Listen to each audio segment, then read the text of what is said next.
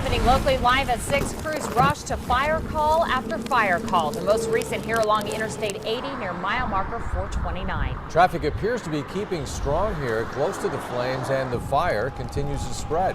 Both Gretna and Springfield crews responded to this. They aren't the only departments busy today. Good evening, I'm Mallory Maddox. And I'm John Nicely. The fire near Gretna is just one more example of how these unseasonably hot, dry, windy conditions are a recipe for danger. Today, multiple fires sprung up all around our area, and Lena Tillett is live at the scene of a big one today in Honey Creek, Iowa.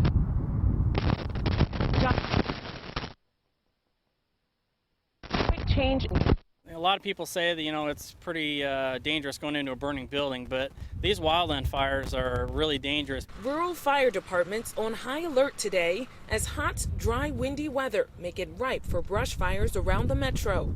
Yeah, I wanted to stop and didn't want to stop. In Honey Creek, Iowa, Pat West says he burned a little trash and it started a big fire, quickly getting out of control. 10 acres, large trees, and some abandoned cars burned. West says he won't do that again. You just never know. You think you're going to burn anything again for a while? No, I'm done. Saturday, fire crews in Waterloo, Nebraska battled a trash fire that burned 80 acres at 192nd and State Street. Dale Stork with the fire department says rural departments are stretched thin. It can be hours to put them out, especially with the wind.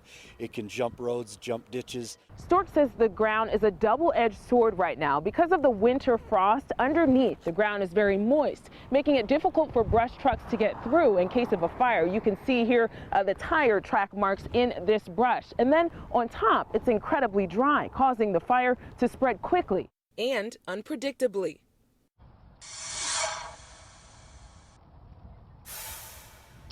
It's also incredibly dangerous for these firefighters. One Waterloo firefighter was taken to the hospital this weekend with smoke inhalation and heat exhaustion. We're told he's now home recovering. There was also a burn ban put in place in Waterloo. Coming up at 6:30, some do's and don'ts to protect yourself and to make sure no fires pop up where you are. With photographer M.H. Danker, I'm Lena Tillett, WOWT 6 News.